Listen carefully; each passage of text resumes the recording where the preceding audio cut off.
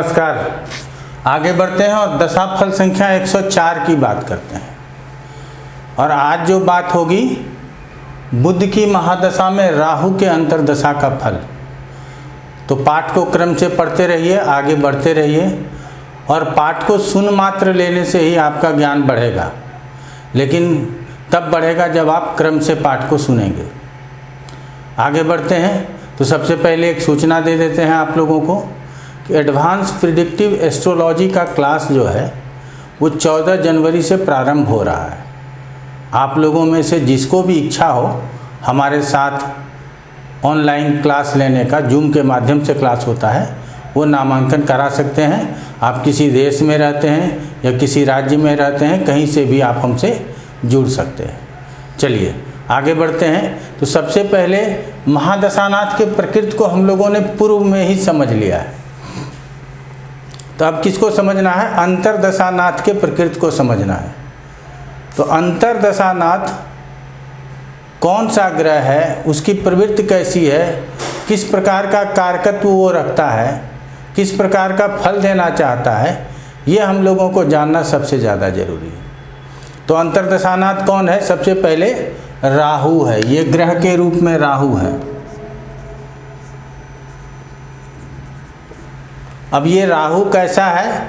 तो फिर हम कहते हैं कि ये अशुभ ग्रह है। ये दो चीज़ हम लोगों ने जान लिया। तीसरा चीज़ जो जानना है कि राहु को किसी भी स्थान का स्वामित्व प्राप्त नहीं है और ना ही किसी भी स्थान का ये स्थिर कारक है। तो इसका मतलब क्या है कि स्वतंत्र रूप से राहु अपना प्रभाव देने में सक्षम है। राहु को ज्योतिष में छाया ग्रह और कहते हैं काल्पनिक बिंदु मात्र है, ये समझ करके पढ़ते हैं, लेकिन ये हमारे कुंडली के ऊपर बहुत विशेष प्रभाव डालते हैं, इसीलिए इसको विशेष समझना भी जरूरी है। तब ये स्थिति और दृष्टि के अनुसार ही फल करेगा। तो इसके जो साधारण फल होंगे उसमें क्या होगा कि राहु की दशा आएगी तो आप योजना बनाने में निपुण हो रहेंगे। उस समय आप जो योजना बनाएंगे वो किसी सक्सेस के लिए बनाएंगे। अब सक्सेस होगा या नहीं होगा ये तो बात की बात हो जाएगी, लेकिन योजना बनाएंगे। और किस प्रकार से बनाएंगे? चाहे वो लीगल वे हो या इलीगल वे हो, दोनों तरीके से योजना बनाएंगे। यहाँ कोई इफ वट नहीं होगा कि हमको किस तरह से काम करना है। लीगल में काम करके आगे बढ़ना है तो वो कर लेंगे, इलीगल में काम करके आगे बढ़ना है तो वो कर लेंगे। तो यहाँ सबसे पहले अंतर्दशाओं में ये प्रभाव आएगा। दूसरा, मन में कितना भी बाहुबल के कारक होने के बावजूद भी राहु की दशा अंतर्दशा में मन में भय और भ्रम आएगा। तो भय भ्रम की स्थिति तब तक बनी रहेगी जब तक राहु की अंतर या प्रत्यंतर दशा चल रही हो।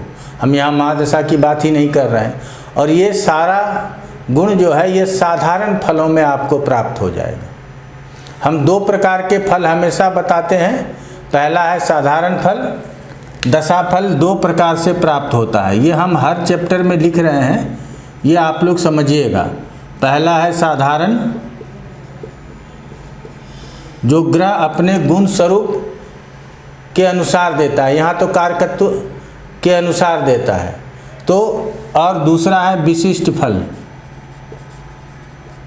विशिष्ट फल तो विशिष्ट फल कैसे देता है? तो अपने स्थिति के अनुसार देता है, कहाँ स्थित है। तो पराशर जी तो सीधा सीधा कहते हैं कि राहु और केतु केंद्र और त्रिकोण में स्थित हो तो योगकारी समझ लेना चाहिए, अर्थात केंद्र और त्रिकोण में स्थित है तो योग फल देगा। लेकिन ये योग फल देते हुए भी अशुभ फल देता है। कोई भी ग्रह हमेशा, उसमें से भी विशेष रूप से जो अशुभ ग्रह होते हैं, अशुभ ग्रह के लिए विशेष रूप से समझना है कि ये शुभ फल भी देते हैं तो अशुभ फल भी देते हैं। और दोनों को हम अलग कैसे कर सकते हैं, किस प्रकार से समझ सकते हैं, वो समझने की ज़रूरत है। तो शुभ फल भी देंगे और अशुभ फल भी देंगे। तो शुभ फल विशेष रूप से जो राहु देता है वो स्थिति के अनुसार देता है। जहाँ स्थित होता है उसके अनुसार देता है। और अशुभ फल किसके अनुसार देता है? तो दृष्टि के अनुसार देता है। ये भी आप लोगों को समझने की ज़रूरत है। यहाँ जो हम बताते हैं कि इसको ग्रह के रूप में समझें और स्थिति और दृष्टि से समझें, यही मुख्य कारण है, मुख्य बिंदु है इसको समझने का। तो सबसे पहले कहीं भी राहु को स्थित करके समझ लेते हैं। तो राहु मान लीजिए लग्न में ही स्थित है, अब क्या करेगा ये? आपका शरीर बहुत ही बलवान होगा, आप हमेशा योजना बनाने में निपुण रहेंगे, लेकिन मन में हमेशा कोई ना कोई भय और भ्रम व्याप्त रहेगा। तो ये समझना है। अब राहु यहाँ पे बैठ करके लग्न से धन की भी बात करते हैं, तो धन की स्थिति भी अच्छा बनाएगा। अब यहाँ बैठ करके राहु संतुलित आपको रखेगा कि न ज़्यादा आप गलत कार्य करेंगे, न ज़्यादा सही कार्य करेंगे, संतुलन में काम करेंगे। जहाँ जैसा आवश्यकता होगा वैसा कार्य आप कर लेंगे। तो ये राहु की यहाँ क्या हो गया? शुभ परिणाम हो गया। अब अशुभ परिणामों के लिए राहु कहाँ कहाँ देखेगा? 5वें को देखेगा, 7वें को देखेगा और 9वें स्थान को देखेगा। तो 5वें को देखेगा तो अपनी अंतर्दशाओं में यदि आपका उम्र संतान उत्पन्न करने का है तो गर्भ तो हो सकता है, क्योंकि संतान देना इसको जरूरी है, क्योंकि उस स्थान को एक्टिव करता है। लेकिन क्या गर्भ ठहरेगा या गर्भपात हो जाएगा? तो यहाँ ज़्यादा उम्मीद क्या होता है कि गर्भ तो होगा लेकिन गर्भपात हो जाएगा, गर्भ की रक्षा नहीं हो पाएगी। ये एडमिशन तो करा सकता है, हो सकता है कि आपके अच्छे कॉलेज में एडमिशन हो जाए, आप पढ़ाई लिखाई के लिए चले जाएं, लेकिन वहाँ जाकर के आप पढ़ाई लिखाई में मन न लगाएं, किसी और विषय में आपका मन लग जाए और आपका जो 3 साल का या 4 साल का कोर्स है या 2 साल का कोर्स है वो अधिक दिनों में संपन्न हो, या आपका ब्रेक लग जाए, पढ़ाई लिखाई में ब्रेक लग जाए, इसकी संभावना है। अब राहु सप्तम को देखेगा तो दाम्पत्य जीवन में आप सुखी कितना रह सकते हैं, क्योंकि ये सेपरेटिव इफेक्ट है। मैं यहाँ बता देना चाहूँगा कि कई सारे लोग राहु को कहते हैं कि इसमें आसक्ति होती है और केतु में विरक्ति होती है। ये भूल जाना चाहिए आप लोगों को। राहु में विरक्ति होती है, वो जहाँ देखता है उससे विरक्त करता है, अर्थात ये सेपरेटिव इफेक्ट डालता है। और केतु में ऐसा नहीं है। हम कह सकते हैं एक बार कि केतु में ही आसक्ति का गुण होता है, वो विरक्ति नहीं देता, वो जिस काम को पकड़ता है उसी को करते रहता है, वो बदलाव नहीं करता। अपनी योजना अगर बना लिया तो वो अपनी योजनाओं पे चलता है, उसमें बदलाव नहीं करता। तो चलिए, तो यहाँ पे सप्तम से संबंधित फल भी अशुभ हो जाएगा और नवम से संबंधित फल भी अशुभ हो जाएगा। ये तो आप लोगों को, चूँकि आपको 10-15 मिनट में बहुत कुछ बताना होता है, इसीलिए आप ये तो समझ लिए केंद्र त्रिकोण किसी भी स्थान में हो तो स्थिति के अनुसार शुभ फल और दृष्टि के अनुसार अशुभ फल को समझेंगे। पंचम में होगा तो 2 बातें होती है यहाँ। अगर पंचम में मान लीजिए मेष राशि है तो वृश्चिक राशि इस स्थान में हो जाएगा। तो यहाँ से आप समझिएगा मेष, वृष, मिथुन, कर्क, सिंह, कन्या, तुला, वृश्चिक यहाँ हो जाएगा 12वें स्थान में। तो अब इस स्थान का भी फल करेगा और 12वें का भी फल करेगा, क्योंकि हम पहले भी आप लोगों को कई बार बता चुके हैं, याद हो गया होगा आप लोगों को, कि जिस राशि में बैठता है उसके स्वामी की यदि 2 राशि है तो दोनों राशियों का फल कर देता है। तो ऐसे स्थिति में ये पंचम का तो शुभ फल होगा लेकिन द्वादश का शुभ फल नहीं होगा, ये समझना है। उसी तरह से इसके दृष्टियों से ये भाग्य स्थान को देखेगा, लाभ स्थान को देखेगा और फिर लग्न को देखेगा।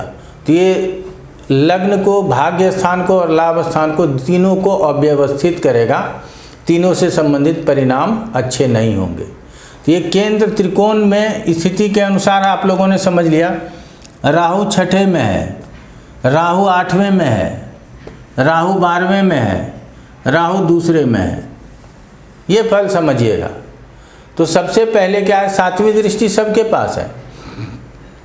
एक तो 6ठे का फल करेगा, 8वें का फल करेगा, यहाँ होगा तो 12वें का फल करेगा, यहाँ होगा तो दूसरे का फल करेगा। धन की स्थिति लाएगा, धन बनाएगा, कुटुंबों के साथ बहुत मेलजोल बढ़ाएगा, लेकिन खुद मारक स्थान में होने के कारण मारक खंड यदि हो तो आपके जीवन लीला को भी समाप्त कर सकता है। और यहाँ बैठ गया, अगर हमारे जीवन लीला को नहीं समाप्त करता फिर भी क्या करता है, चोट चपेट दुर्घटना ये सब देता है। ये छठे स्थान को दृष्टि दे रहा है तो क्या करेगा, यहाँ रोग ऋण शत्रु देगा। इसीलिए इन चारों स्थानों में यदि राहु बैठा हो तो अंतरदशानाथ या प्रत्यंतर दशानाथ हो तो किसी भी जातक को सावधानी से आपको रिजल्ट बताने की ज़रूरत है। और ये भी बता देना है कि इस राहु के दशाओं को किसी तरह से निकाल लेना है, क्योंकि ये राहु की दशा हमारे लिए शुभ के साथ साथ अशुभ परिणाम भी दे सकता है। तो चलिए, यहाँ तक आप लोगों की बात समझ में आ गई।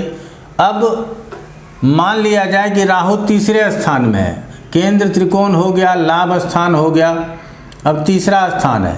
तो तीसरे स्थान में राहु तीसरे का फल करेगा, लेकिन केंद्र त्रिकोण के लिए योगकारी बोला गया, तीसरे के लिए तो योगकारी बोला नहीं गया।